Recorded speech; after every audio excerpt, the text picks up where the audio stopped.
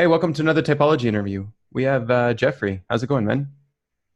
Hi, Welcome. So you had a YouTube channel that you were running for a while, and you took a long break, and now you're back, right? that is true. Yeah. Yeah. So like, when did you?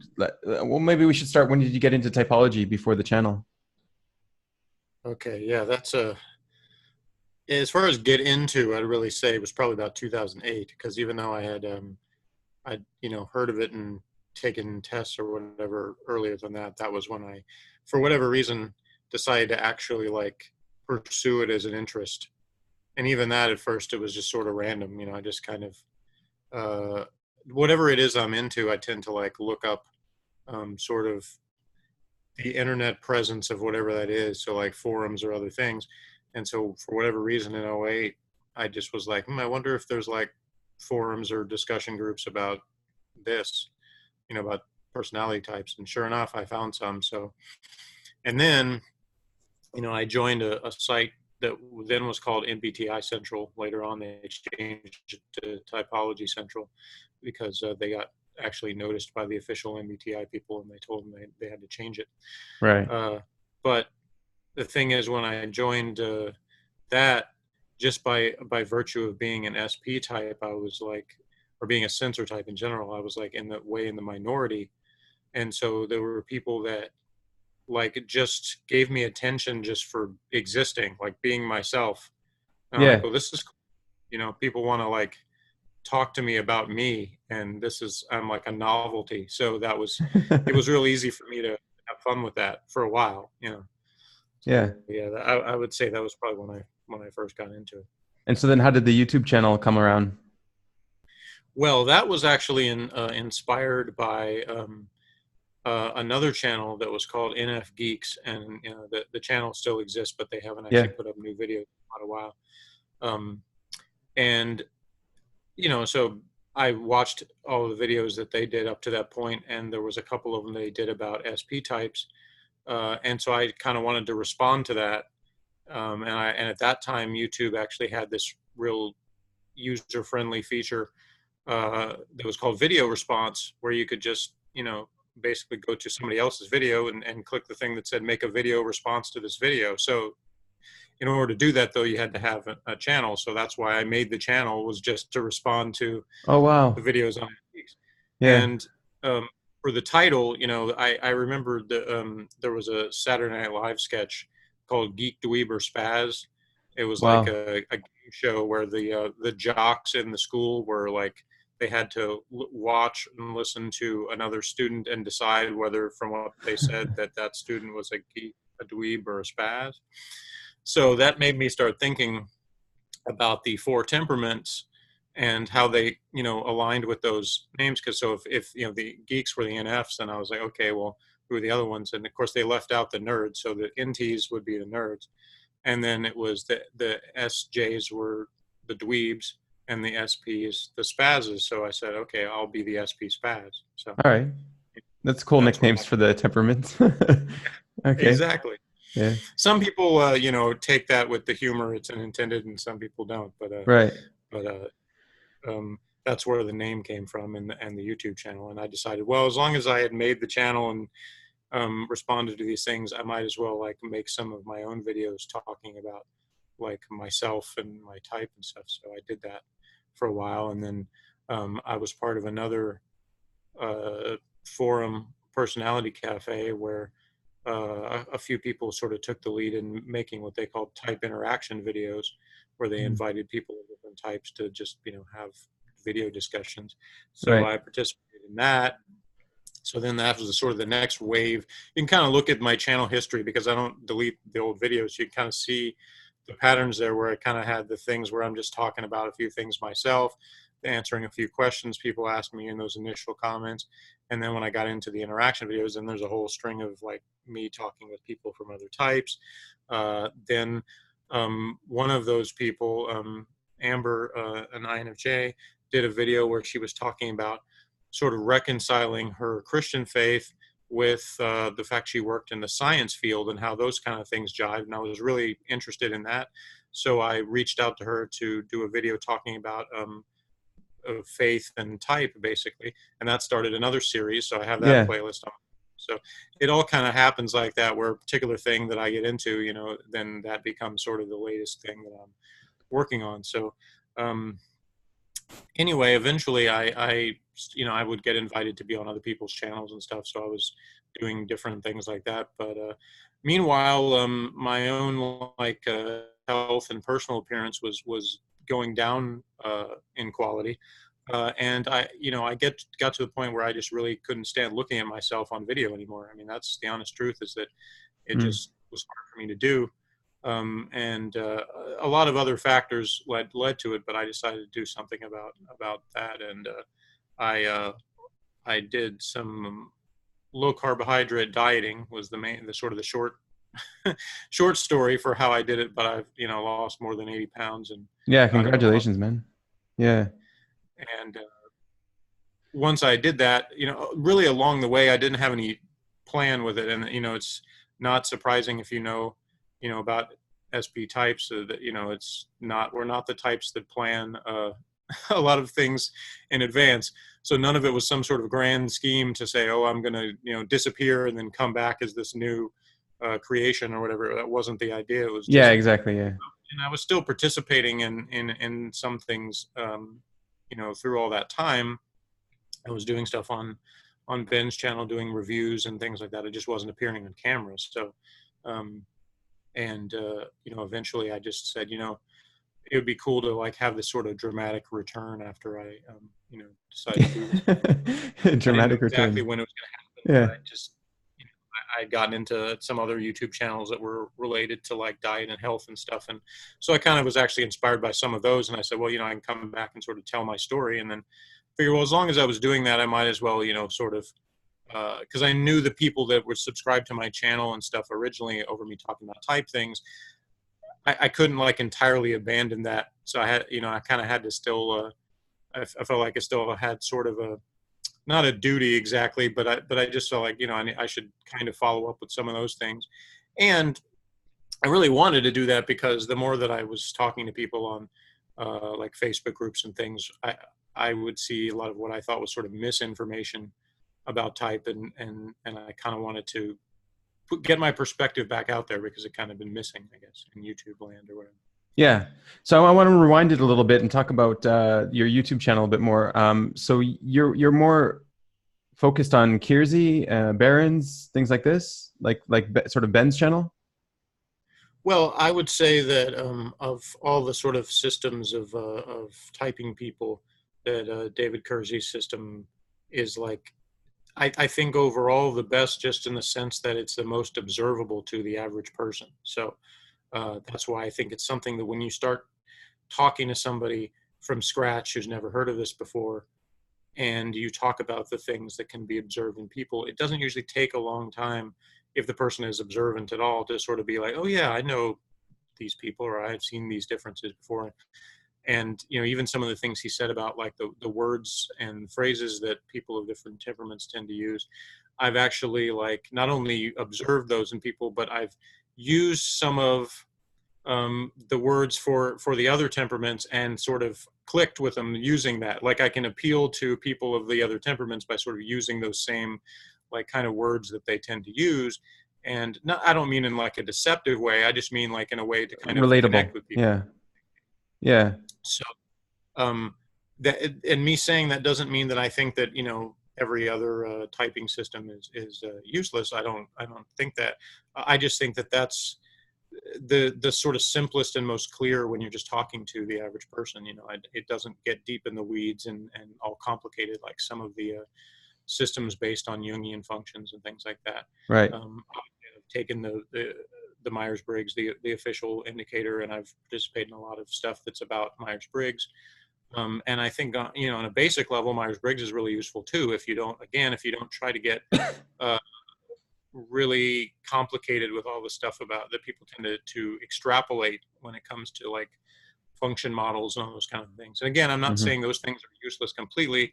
They're just not what I find to be practically useful when it comes to typology. So somebody wants to, spend all their time on that, go nuts. But I don't really enjoy it when I'm in groups where people are coming in confused about their type, or they're just kind of looking for basic information, and people bombard them with a lot of things about functions, it tends to like put people off and not really help them in what they were there for in the first place. So that's kind of my general Mhm. view.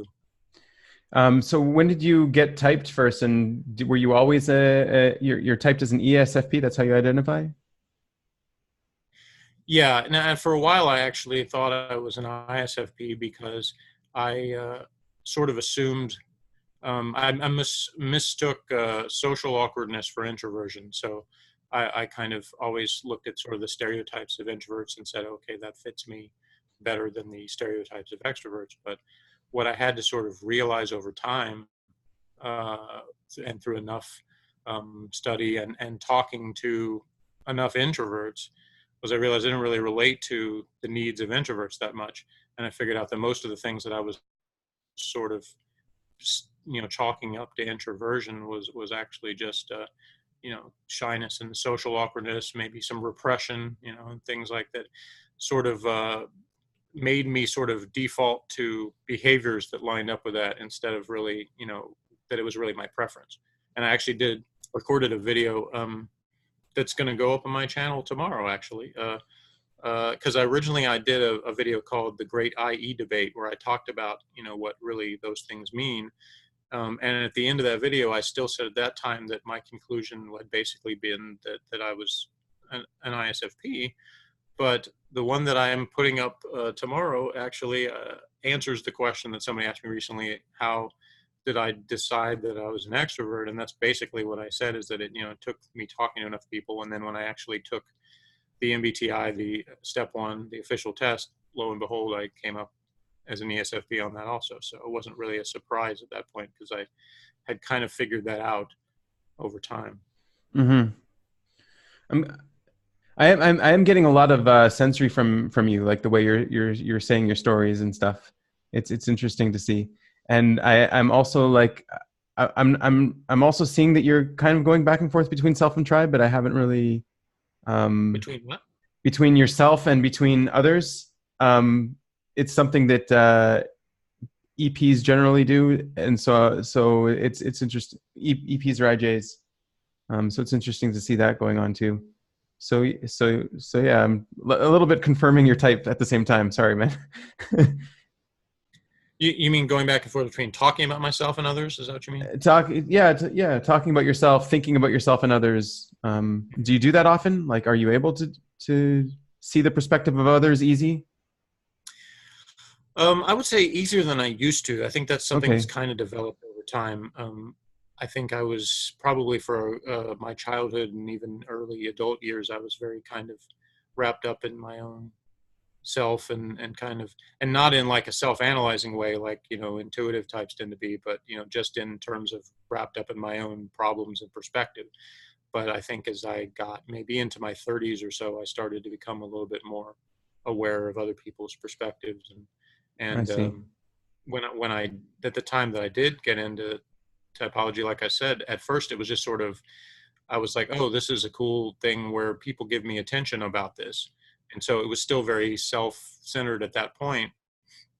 And it was only over the course of the next several years where I got to know the mostly intuitive, types that I would interact with on those type of forums, where they kind of, in some ways, kind of opened me up to some more consideration of other people's perspectives and a lot of intuitive people's perspectives that I hadn't really considered before. And some of it was kind of mind blowing because I really and both of my parents are intuitive types, and it kind of opened my eyes to a lot of things that I went through in both in childhood and even as an adult with my relationship with them, and my older brother, another intuitive type. So it was, um, kind of helped me with some communication issues and even just sort of some understanding of some past conflicts and things.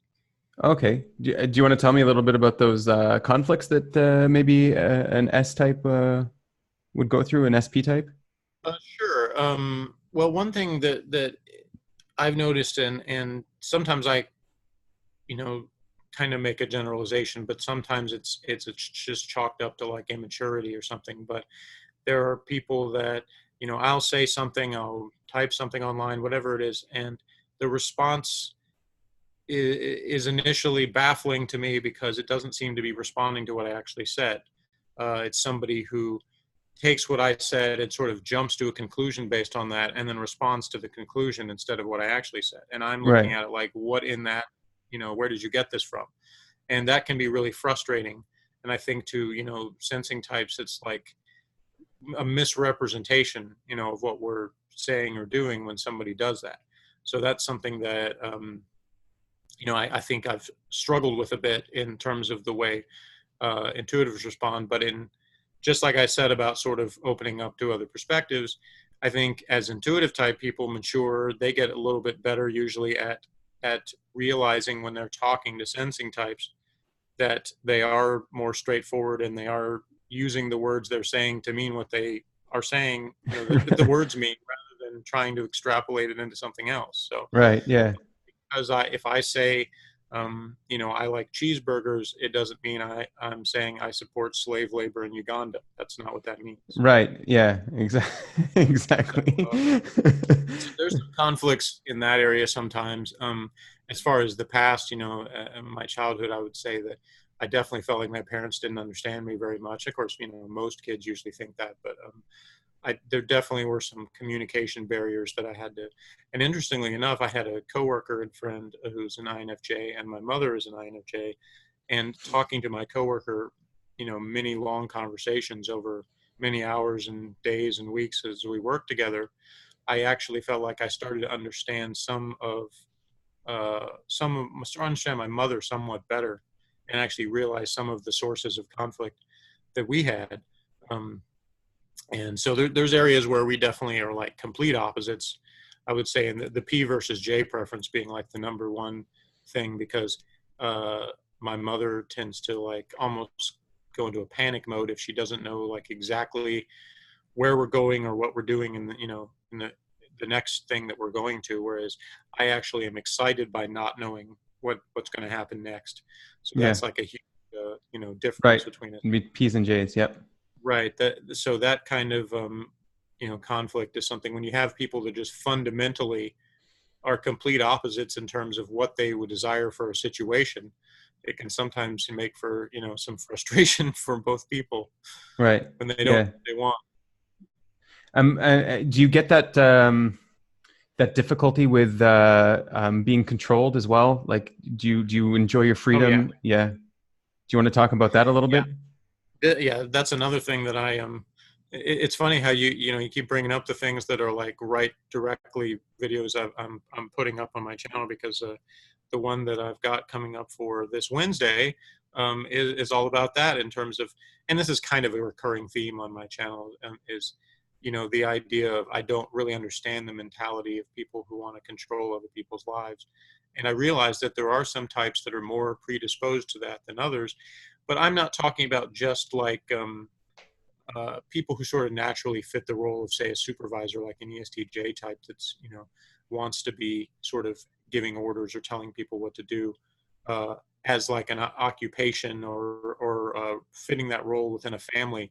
I'm talking more about sort of busybodies, the people that are just like, I just know better, and I'm going to tell people, Mm. that they should do things my way instead of, you know, a way, whether it's working for them or not. They don't tend to listen if somebody says, "Well, what I'm doing is fine for me," Right. and they respond in a way, "Well, no, it still needs to be this other way because I say so."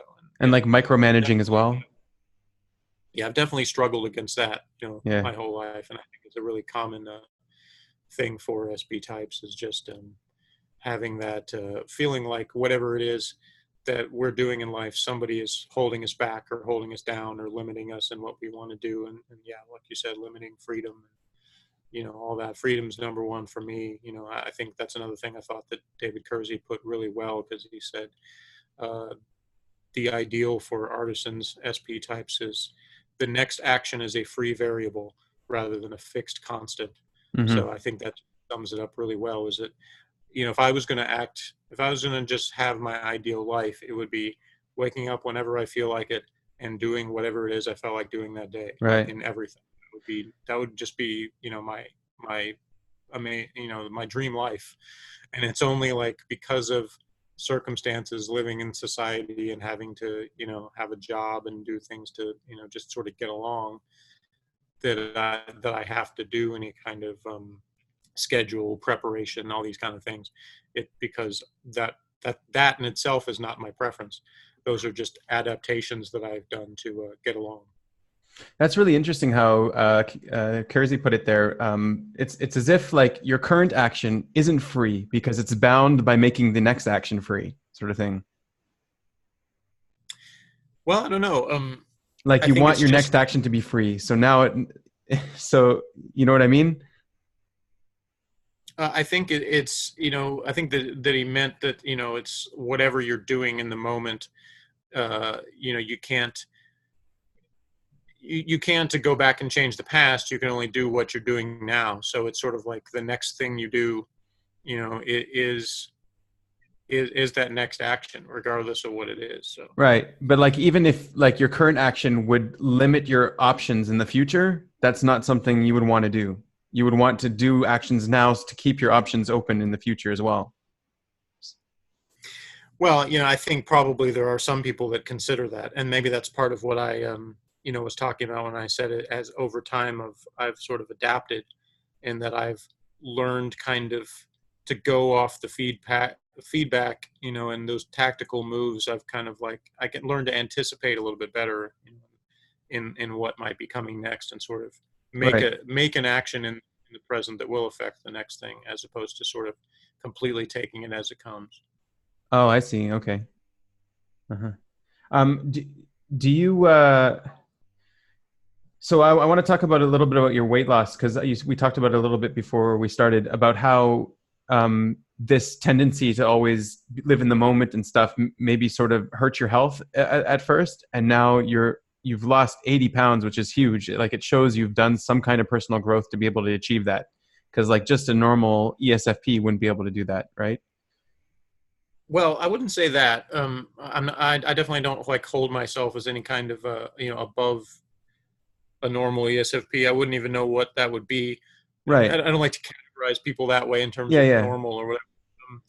But basically, in, in in short, really, that whole mentality of next action is a free variable leads to kind of obsessions with whatever it is, that we're into most in life. We tend to focus on one thing more than anything else, and really just sink ourselves into whatever that is. And that has been, as far as my health, both, you know, a good thing and a bad thing, and depending on what it is. Because if say what I was into was, pigging out every day, then obviously that's gonna it's gonna lead towards gaining weight and not being in good shape. Especially if it's not if exercise isn't a big part of that either. And then if I'm into things that lead to better health, like dieting and exercise and things like that, then obviously that's going to be a benefit. So, and that's gone up and down over the course of my life. That's another thing I talked about on one of my recent videos on my channel, that I called Die with a T, was all about sort of my history of attempting diets, and the sort of mixed success and failure I've had with those. And there were times in the past where I definitely had short-term success with that, over the course of the time that I was focused on that. Back in 2008, I actually won a weight loss contest at my job.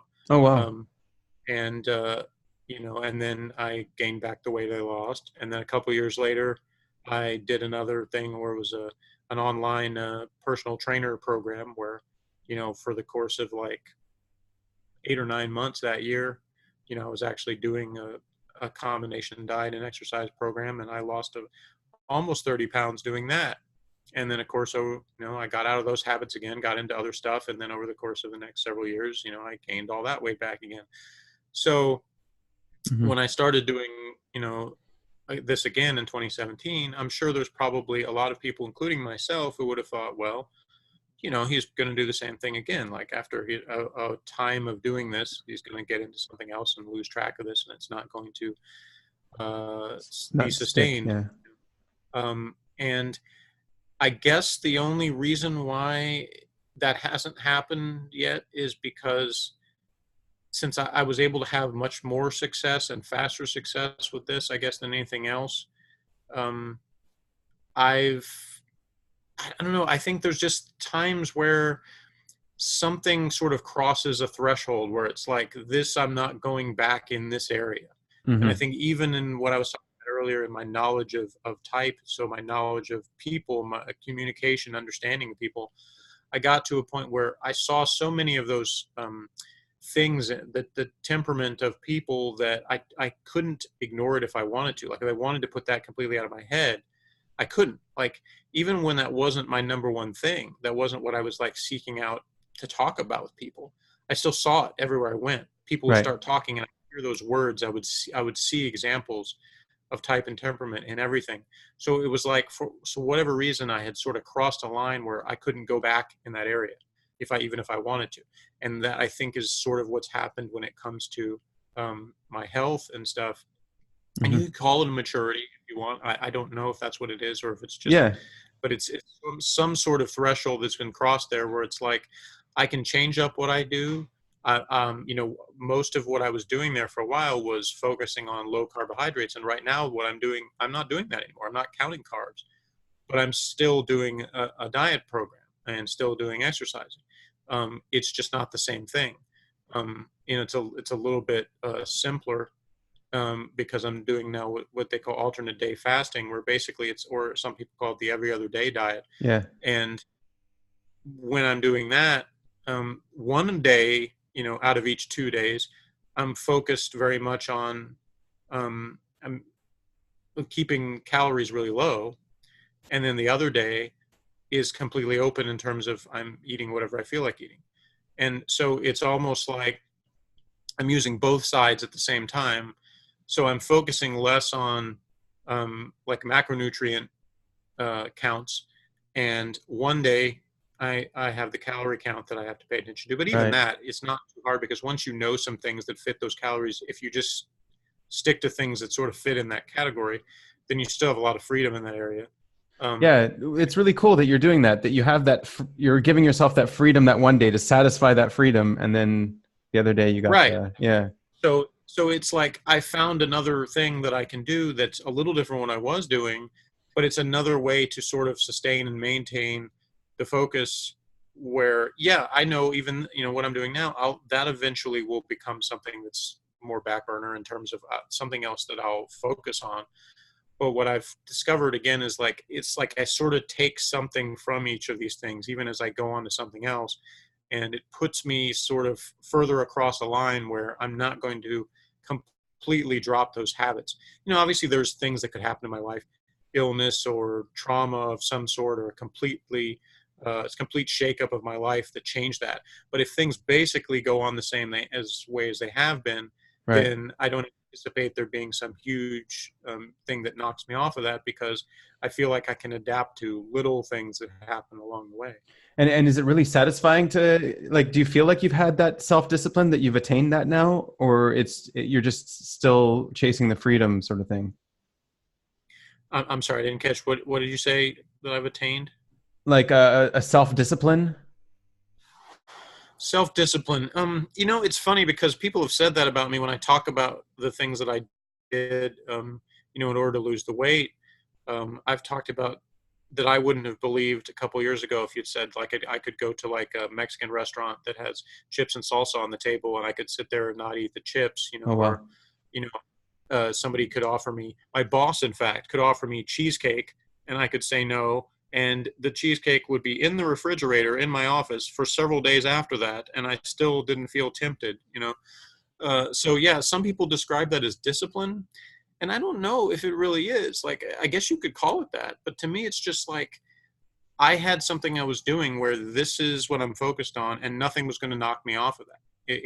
It didn't even feel like, after the first few months of it, it didn't really feel like those things were a temptation. It just felt like that's just not a part of my life Hmm. currently.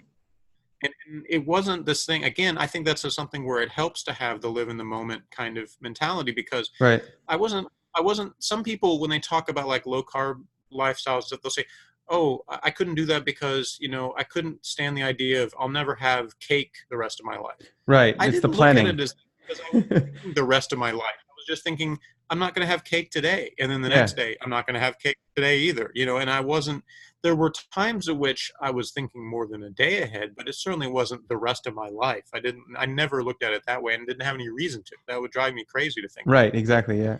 Yeah. So that's actually a solution for people who want to get into dieting and are stuck on the planning phase. Yeah. Yeah, I think that's another thing that's interesting in terms of the way people differ in type and temperament, because there's obviously people who are going to approach it. There's people that will be like, you know, they've got their calories like calculated down to like the hundredths of a, you know, percent and stuff. I'm like, I think that's silly, but if it works for you, hey, great. You know, if that's what works for you, you know, honestly, because all the calorie stuff is really estimates anyway, because no two bodies exactly process food and things and Right. exercise exactly the same way. But if that helps you, if that's something that you've had success with, I'm like, hey, more power to you. For me, that would drive me crazy. Um, I can't function that way to be like, I've got to calculate Yeah. every calorie of everything and all that kind of stuff. I've never like calculated like how many calories I was burning from exercise. Cause again, I think that's even less easy to estimate, you know, And because it's a I don't know hassle. this exact metabolism when it comes to, you know, all those kind of things. All I know is when I go out and do like 90 minutes of tennis, or if I do even like half an hour of weightlifting, um, after about half an hour after that, I'm going to be really hungry.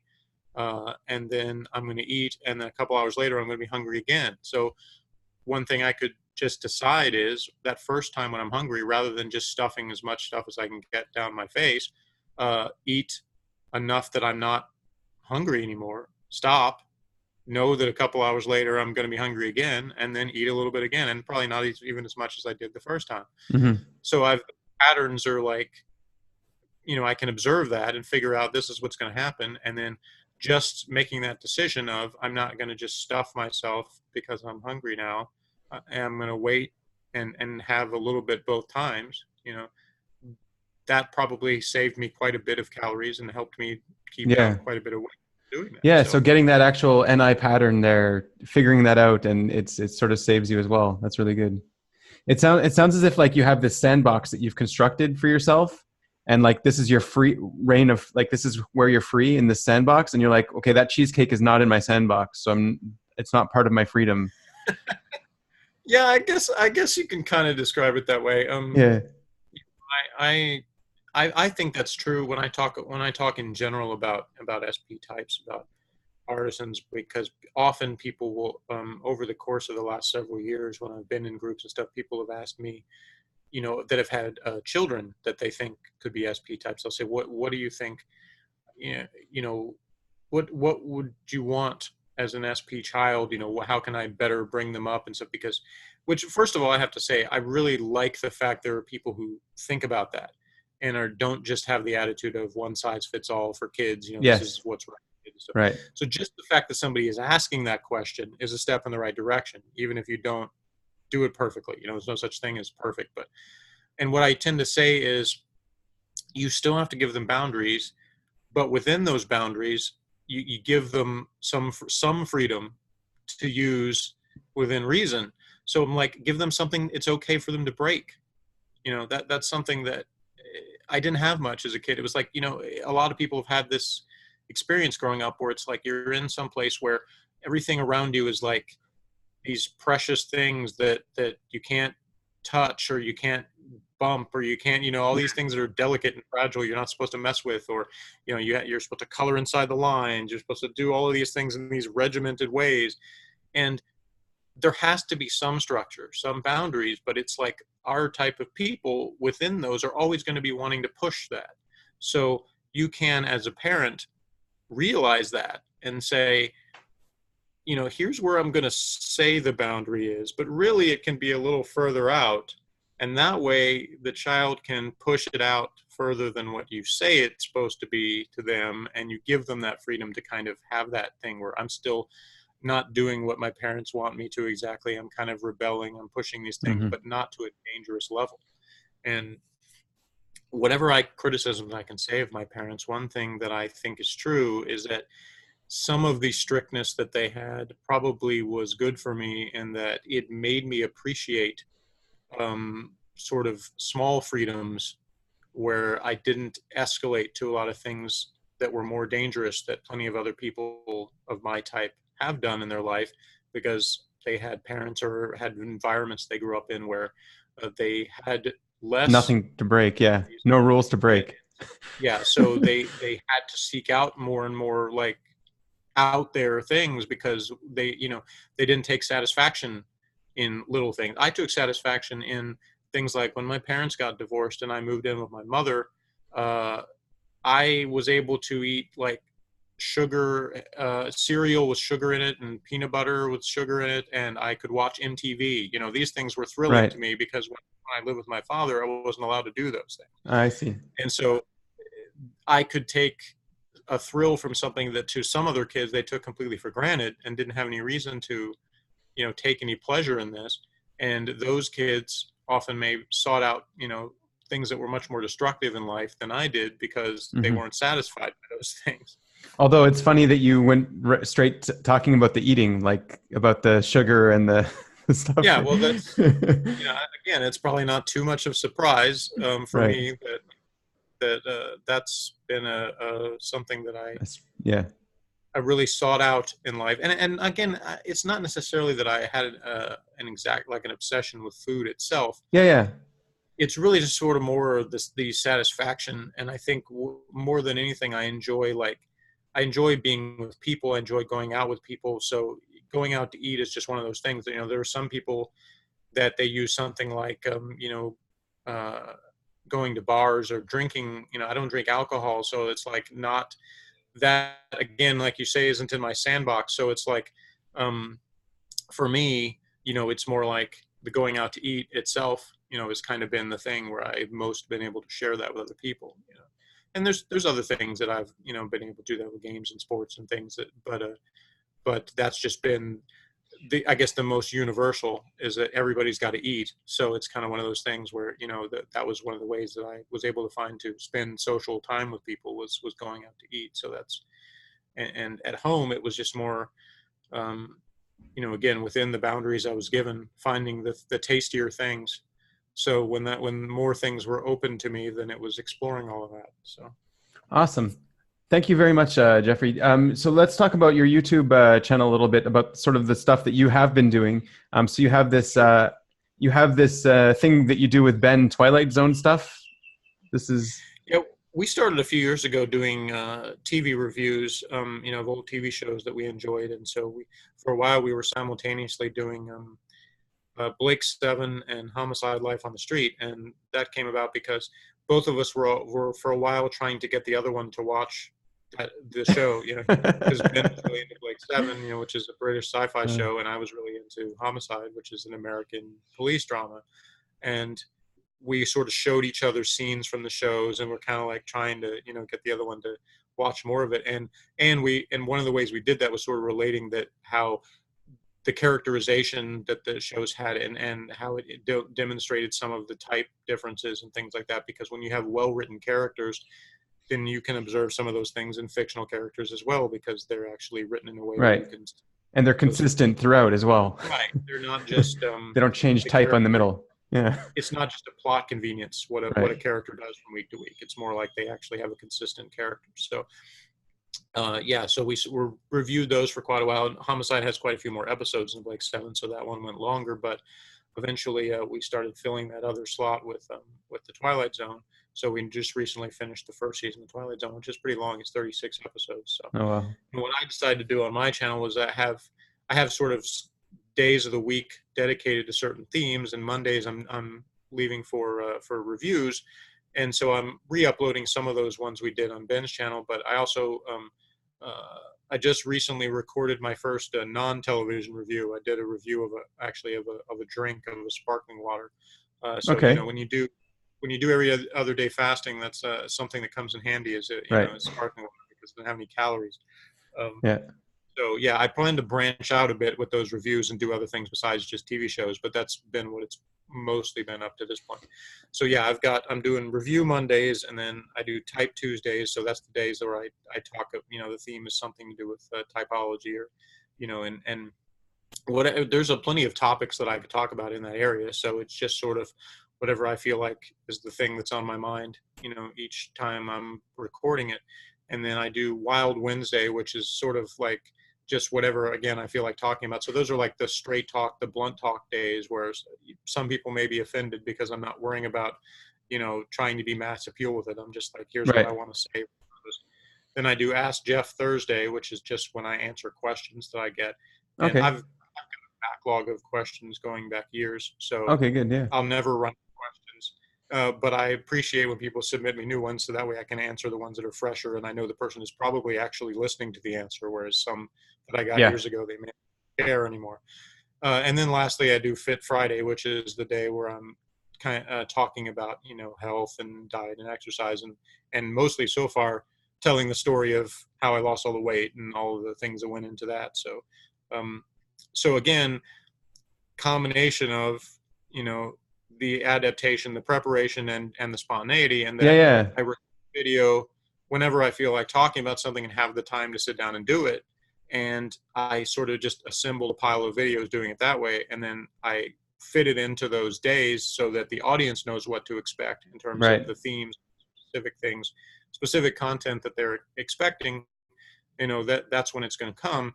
And that way I can both be spontaneous in how I record things, but also sort of be structured in the way I present it to people, so that it kind of Yeah. satisfies both sides. Yeah, I saw. Yeah, I saw that. It's like you have the schedule, which is like not what you like, but within the schedule, you have that freedom. Like I'm free to do whatever I want within this sandbox on this day, sort of thing. Back to the Right. sand. So Yeah, it's that way. It's sort of like, again, I've adapted by realizing that there's plenty of people who, for whatever reason, they enjoy having sort of a set thing that they know right. this is coming this The day. structure. And there's a lot of successful YouTube channels who have done that, where they upload on a certain day every week, or they have, sort of consistent things like that. And it was actually the idea of naming the days actually came from a channel, Megan McCarthy's channel, because she, even though she was only doing it twice a week, she had Megan Mondays and then whatever the other one, I don't actually remember which Right. the other day of the week, but anyway, I liked that idea and the alliteration, so that, I was like, okay, I can come up with Oh, okay. Type Tuesday, wow, that sort of thing. So that's where that concept came from. And it's another thing that, David Kersey said about SP types, is we tend to, rather than come up with a completely original idea, tend to take someone else's idea and kind of give our own spin on it and turn it into something else, kind of remix it in a way. So that's what Okay. sort of my version of combining those different elements to do it my own way. And then you also have some series that I guess you build over time, like the religion and typology and things like that. Yeah, and those are kind of things where, I may do more in the future or whatever, if I, because one thing I never did in the faith and type series was, a lot of people asked me about like my own faith, because I really didn't Mm. talk much about that.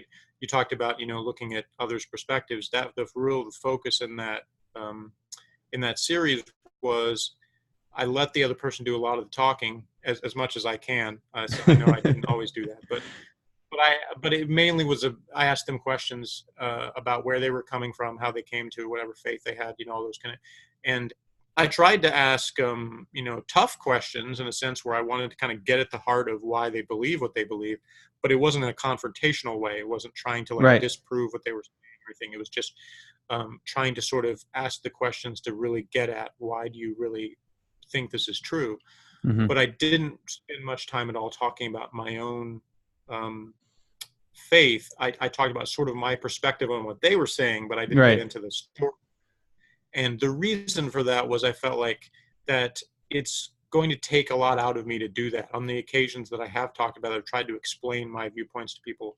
It's not something that I do easily and just kind of throw it out there. I've got to kind of be in the right frame of mind to talk about that. So that's still something in the back of my mind. I thought, at some point in the future, I may, follow up on that, may do more videos with other people or whatever, but that kind of thing will just sort of play it by ear and see, if it's something I want to do. So just because I'm doing the Monday through Friday sort of schedule and themes doesn't mean that I can't, throw other things into the mix from time to time, and upload something on a different day of the week or anything like that. Again, it doesn't really limit me. I'm not like I'm Yeah. set into this zone for my life.